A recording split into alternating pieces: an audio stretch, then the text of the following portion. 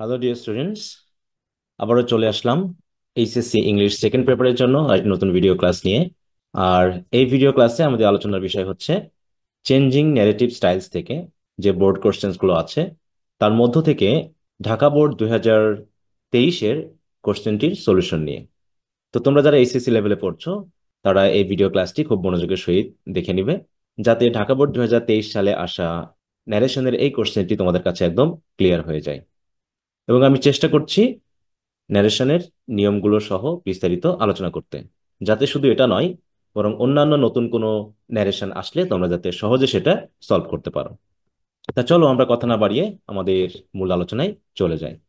তো স্টুডেন্টস, এই হচ্ছে ঢাকা বোর্ড 2023-এর ন্যারেশনে আসা কোশ্চেনটি।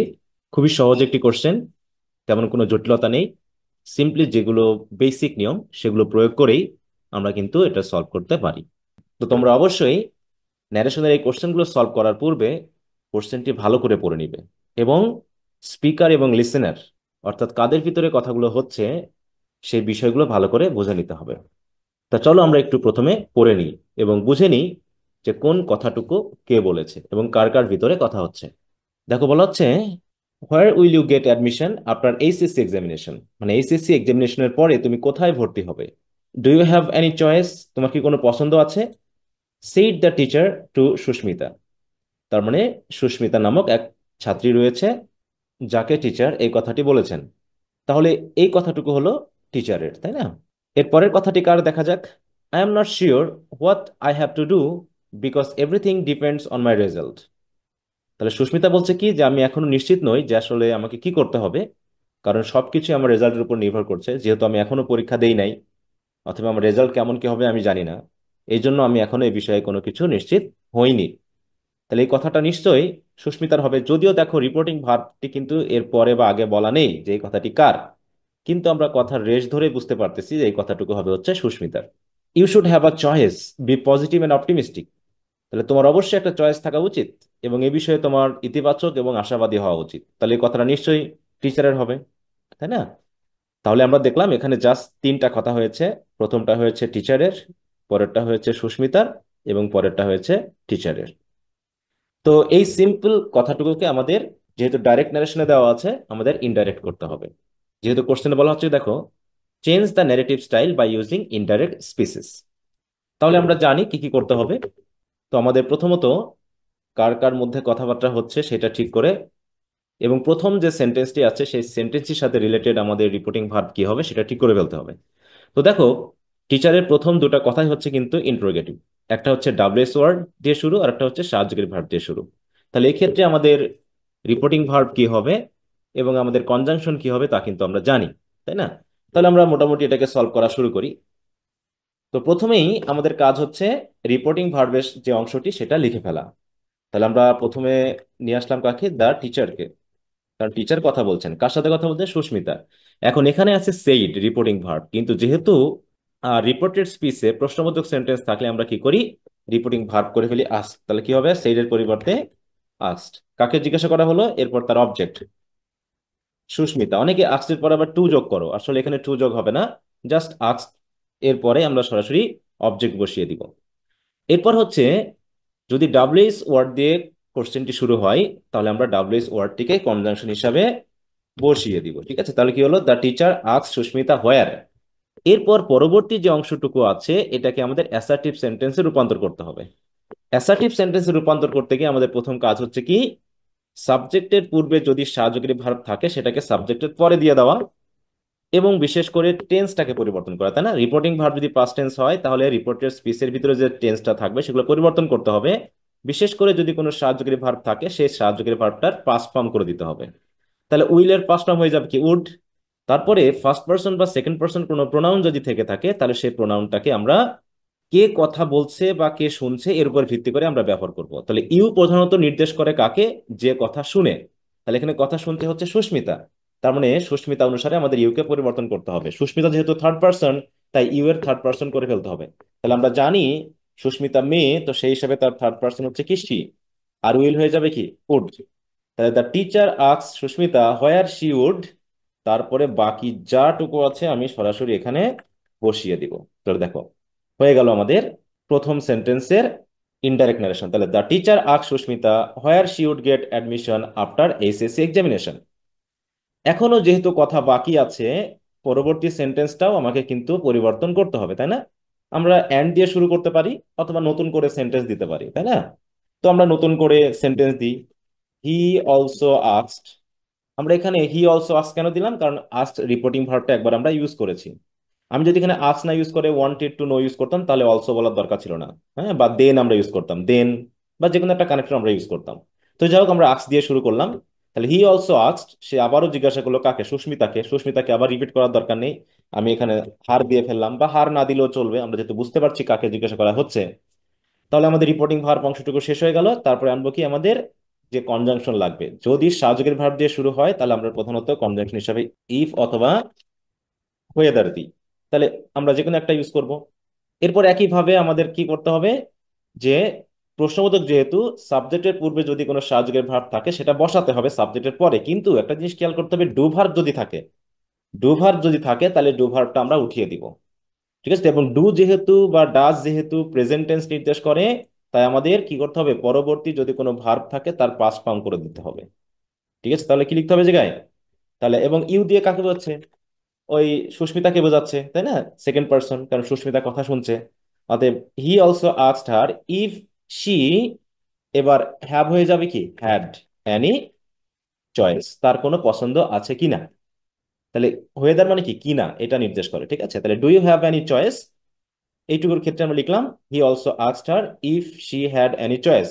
আবার এখানে তুমি এটাও করতে পারতা যে অ্যান্ড অলসো আস্ক দিয়ে শুরু করতে পারতাম। এটাকে এভাবে আমরা যুক্ত করে দিতে পারতাম, বা আমরা আলাদা আলাদা করে ছোট ছোট করে কেটেও দিতে পারি। যেটা খুশি সেটা ইউজ করা যেতে পারে। আবার এই রিপোর্টিং ভার্বগুলোর জায়গায় আমরা অন্যান্য ভার্ব ইউজ করতে পারি। হ্যাঁ, ওয়ান্টেড টু নো, হ্যাঁ, বা এরকম অর্থে আমরা ব্যবহার করতে পারি, যেগুলো তোমাদের জানা উচিত। এরপর সুস্মিতার কথাটুকু আসছে যে I am not sure what I have to do because everything depends on my result. তাহলে এবার কি হলো, দেন সুস্মিতা, প্রশ্নের যেহেতু উত্তর, তাই না, তাহলে কি দিব আমরা? আনসার্ড অথবা রিপ্লাইড, রিপ্লাইড অথবা আনসার্ড দ্যাট। যেহেতু এটা হচ্ছে কি অ্যাসার্টিভ সেন্টেন্স, তাই না, সেই হিসেবে আমি দ্যাট লাগিয়ে দিলাম কনজাংশন হিসাবে। তাহলে then Sushmita replied or answered to the টিচারও তোমরা বলতে পারো অথবা নাও বলতে পারো, এটুকু তুমি যদি মনে করো টিচারকে উত্তর দিলে সেটা তুমি লিখবা। আমি ব্র্যাকেট দিলাম, এর মানে যে তুমি এটা দিতেও পারো, নাও দিতে পারো, তাই না? রিপ্লাই টু দ্য টিচার অথবা আনসার টু দ্য টিচার। তাহলে এখানে কি লিখবো আমি? I am not yet sure what I have to do because everything depends on my result. এটা পুরোটা একটা কমপ্লেক্স সেন্টেন্স, তাই না? অথবা আমরা সেভাবে বসিয়ে দিব। তাহলে আই হচ্ছে কি যে কথা বলছে, এখানে কথা বলছে কি সুস্মিতা, তাই না? তাহলে সুস্মিতা হয়ে গেল শি। এবার এম হয়ে যাবে কি, পাস্ট টেন্স হয়ে গেল was, she was not yet. ইয়েটটা ইয়েট রাখতে পারো অথবা টিল দেন বলতে পারো। শিওর, তাই না? তাহলে she was not sure yet, ইয়েটটা একটু মানায় না, এখানে আমরা দিয়ে দিব কি she was not sure till then, মানে ততক্ষণ পর্যন্ত সে নিশ্চিত ছিল না। হোয়াট, এবার আই হয়ে যাবে কি আবার শি, হ্যাভ হয়ে যাবে কি had to do, because everything depended, আবার পাস্ট টেন্স হয়ে যাবে dependent, dependent on her result. দেখো প্রোনাউন গুলো পরিবর্তন করতে হবে, তাই না? তাহলে এখানে আই যে দুইটা আছে সেটাও আমাদের কাকে নির্দেশ করছে? সুস্মিতাকে নির্দেশ করছে। অতএব থার্ড পার্সন যেহেতু সুস্মিতা, তাই সাবজেক্টের থার্ড পার্সন কেস হলো সি, আমরা কিন্তু বসিয়ে দিয়েছি, তাই না? এরপর হচ্ছে মাই হয়ে গেল কি পজেসিভ, সেটা দিয়েও সুস্মিতাকে বোঝাচ্ছে ফার্স্ট পার্সন বিধায়, তাই সেটার পজেসিভ ফর্ম হয়ে গেল হার। আর সরি, এখানে ডিপেন্ডেন্ট হবে। তো দেন সুস্মিতা রিপ্লাইড, এটা হয়ে গেল that she was not sure till then what she had to do because everything depended on her result. তো দেখো একটাই সেন্টেন্স, আমরা একটা রিপোর্টিং ভার্বের অধীনে আমরা পুরোটাই কিন্তু দিয়ে দিয়েছি। এরপর you should have a choice, এটা কার কথা? টিচারের কথা। তাহলে কি হলো, পরবর্তীতে বা হচ্ছে ফাইনালি, বা আমরা কোনো একটা কানেকশন যুক্ত করতে পারি। দেন দেন আমরা যা খুশি লাগাতে পারি একটা কানেকশন দিয়ে, তাই না? দেন যেহেতু আমরা একটা লাগিয়েছি, আমরা শেষে বলতে পারি কি ফাইনালি টিচার কি করলো, তাকে পরামর্শ দিল, তাই না? হুম। তাহলে you should have a choice, এই শুড থাকলে আমরা রিপোর্টিং ভার্বটাকে কিন্তু আমাদের ইম্পারেটিভ সেন্টেন্সে করতে পারি, অথবা আমরা অ্যাসার্টিভ সেন্টেন্সের মতো করতে পারি। যেহেতু এখানে অলরেডি একটা ইম্পারেটিভ সেন্টেন্স আছে, তো সেহেতু আমরা এখানেই ইম্পারেটিভ সেন্টেন্সের কি দিব, এখানে পরামর্শ দেওয়া আছে, তাই না? তাহলে অ্যাডভাইস দিব। আর you should have a choice এটাকে জাস্ট আমরা বলা অর্থে দিব যে তোমার একটা চয়েস থাকা উচিত, এবং পরামর্শ দিলেন কি যে পজিটিভ এবং অপটিমিস্টিক হতে।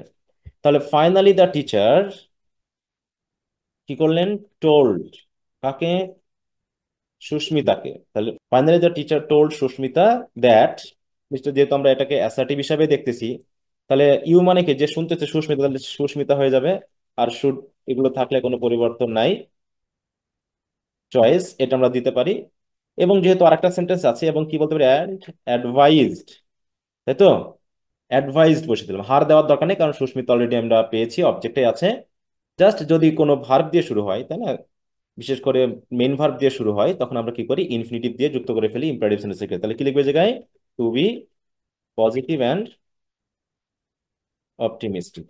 এই যে সিম্পলি, হ্যাঁ, finally the teacher told Susmita that she should have a choice and advice to be positive and optimistic. এখন যদি এটাকে কেউ আলাদা করে দাও, দিতে পারো, ফুল স্টপ দিয়ে আবার শুরু করলেন কি, he also advised her to be positive and optimistic, এভাবেও দেওয়া যেতে পারে, তাই না? অথবা এইটাকে আমরা কি করতে পারি, যেহেতু you should have a choice এটাও একটি অ্যাডভাইস, তো আমরা এটাকে ইম্পারেটিভের মতো করেই করতে পারি। তাহলে finally the teacher advised Susmita, এই যে শুড টুডে পুরোটা উঠিয়ে দিব, দিয়ে লিখবো কি, টু হ্যাভ আ চয়েস। তাহলে the teacher advice Susmita to have a choice, মানে তার জন্য অবশ্যই একটা চয়েস থাকে। অ্যান্ড অ্যাডভাইস যেহেতু আছে, আমরা অলরেডি একটা দিয়ে ফেলেছি, এবং অ্যাডভাইসড এর ক্ষেত্রে আমরা কি বলতে পারি, ওই অলসো অ্যাডভাইসড, তাই তো, and also advised, the teacher advice Susmita to have a choice and also advice to be positive and optimistic, এটাও আমরা বলতে পারি, তাই না, এভাবে। অথবা আমি যদি মনে করি যে না, আমি এটাকে ফুল স্টপ দিয়ে দিব, আমি দুইটাকে আলাদা আলাদা সেন্টেন্সে লিখবো, সেভাবে লেখা যেতে পারে। কেমন ভাবে দেখো, এই জায়গায় আমি ফুল স্টপ দিয়ে দিলাম, তারপর এটা, he also advised her to be positive and optimistic. এই বিভিন্ন ভাবে আমরা বিষয়গুলোকে কিন্তু উপস্থাপন করতে পারি। এখন বিষয়টা নির্ভর করছে যে তুমি কতটুকু ক্লিয়ার হয়েছো, এবং কতটুকু সুন্দরভাবে এই ন্যারেটিভ অংশটিকে তুমি ইনডাইরেক্ট বা ডাইরেক্ট যেটাই করতে বলবে, কতটুকু ভালো মতো উপস্থাপন করতে পারছো, এর উপরে কিন্তু নাম্বার। কারণ এখানে কিন্তু আলাদা আলাদা কোনো সেই রাইট ফ্রম ভার্বের মতো বা প্রিপোজিশনের মতো কিন্তু আলাদা আলাদা পয়েন্ট নেই যে 0.5 করে পাবে। এখানে তোমার গড় একটা নাম্বার হবে, অতএব তুমি যতটুকু ভালো করে দিতে পারবে তুমি তত ভালো মার্ক এখানে পাবে।